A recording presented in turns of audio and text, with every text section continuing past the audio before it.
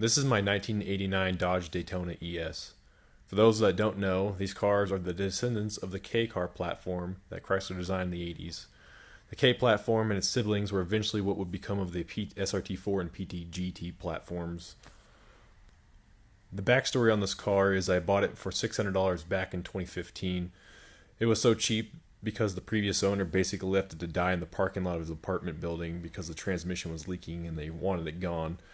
The main purpose of the car for me was to have a vehicle I could learn the basics of maintenance from and drive around as a little 100 horsepower car that I kind of built myself. With the help of my friend DJ, we got the entire suspension rebuilt, new bearings all the way around, new brakes, and the rest of the goodies. And fixed a couple minor issues the previous owners never got around to fixing, kind of like the headlights wouldn't go up and down, or the cooling system was kind of garbage, and little odds ends and here and there. Eventually, the car would become DJ's daily driver for a couple of years while he looked around for a car that would fit him or something he could build into. He kind of drove it every day without much issue, surprisingly. Eventually, it did have an issue where it wouldn't take a couple minutes to fix. The head gasket straight up decided that cylinders 2 and 3 should share the duties. So I got to replacing the head gasket, and while I was at it, I threw some little lesser known goodies into the head. I installed some Chrysler minivan V6 valve springs because they're conical beehive style, and the PT Cruiser lifters because they actually have they can bleed down correctly. I had rebuilt the head underneath a walnut tree on a 2x8 piece of wood on sawhorses.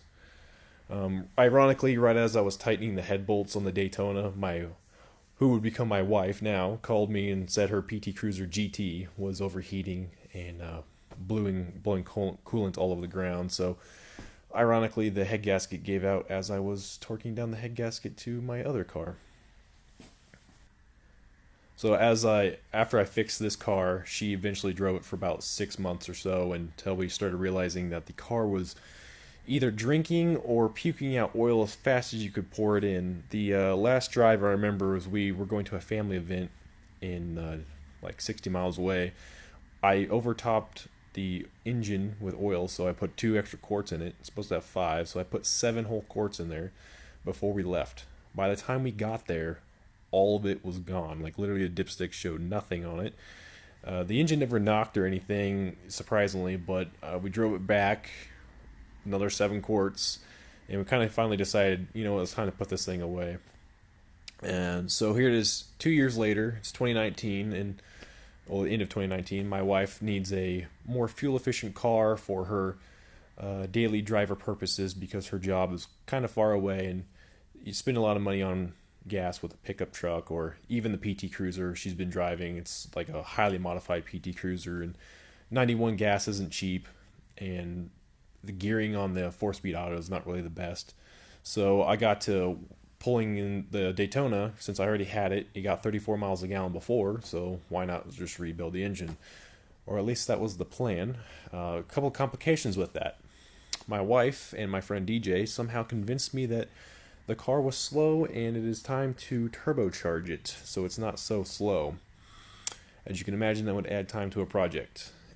On top of that, the pandemic hit, so life changed. It's hard to get parts, money's tight, etc., etc. So the project has taken longer than I'd like to admit. But here it is today, and I've completely made up. And here it is today. It's completely handmade parts, garbage that literally was laying around, and some Chinese parts and junk you can buy off Amazon and eBay. So to give a quick rundown on what the car is this used to be a TBI motor, as in it was naturally aspirated, and all of this was made up of, like I've mentioned before, kind of just junk I had laying around or parts that my friends would give me.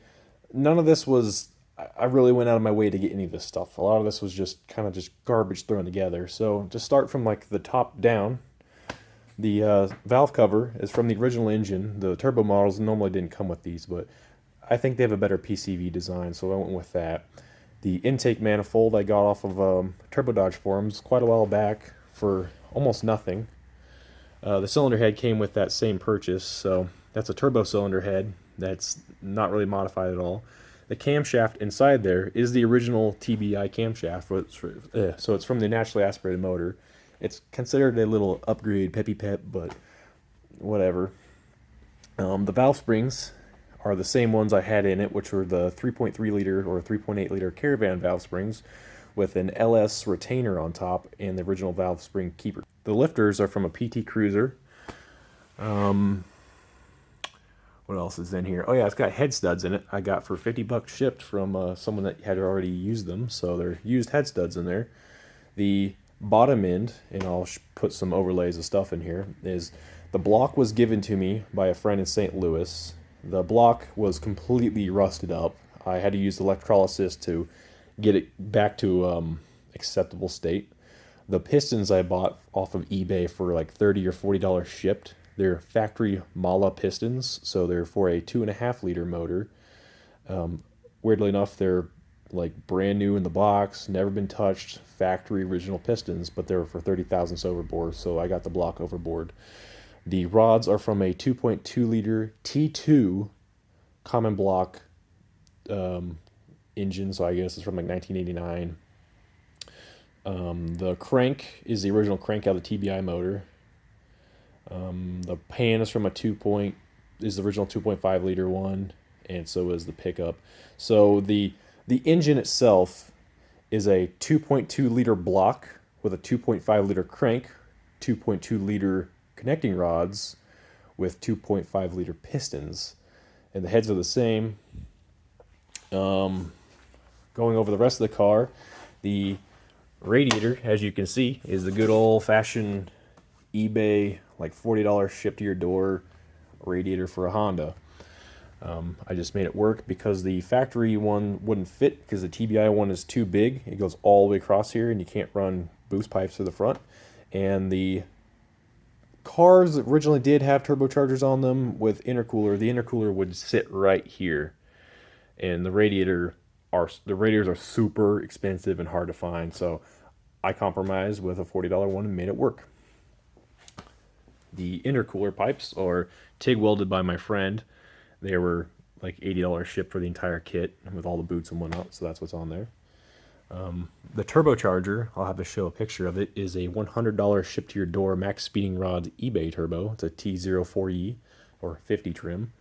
The intercooler, which I'll have to show a picture of it because it's kind of hard to see in the front there, but it's a MR2 style intercooler with custom made brackets. The wheels on the car are from my PT Cruiser. I swapped SRT-4 wheels into the PT, so I had these chromes laying around. I cleaned them up, popped them on. I didn't have the center caps to them, so I 3D printed some center caps with PTG. I don't know how well they'll hold up to the heat of the brakes, melting them, but I guess we'll see. I might have to print them in ABS. To be honest, I haven't really driven this car. I just got it to the point where it is drivable, but hoping I can learn some more stuff with it, because the whole plan with this was originally to get a daily driver, but I guess somewhere around the middle of that decided this is taking too long, and we got us an electric car for her to drive, so this is my learning project. I'm going to learn how to tune a little bit better with this car, because this is a factory computer, but it has been shipped, and it is now running a custom ROM on it, so I can do much more stuff like that the factory couldn't do. Like, it's got two-step, it's got launch control, wideband will naturally feed in data to the computer. It can use the wideband data now. You can live tune it. You don't have to worry about flashing chips and popping in the EEPROMs and whatnot. You can just do it on the go. So this car should be fun. It was super duper budget.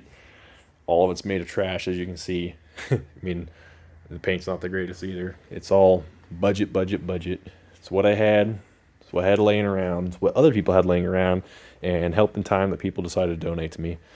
So it should be fun to learn on, and we'll see how it goes from here.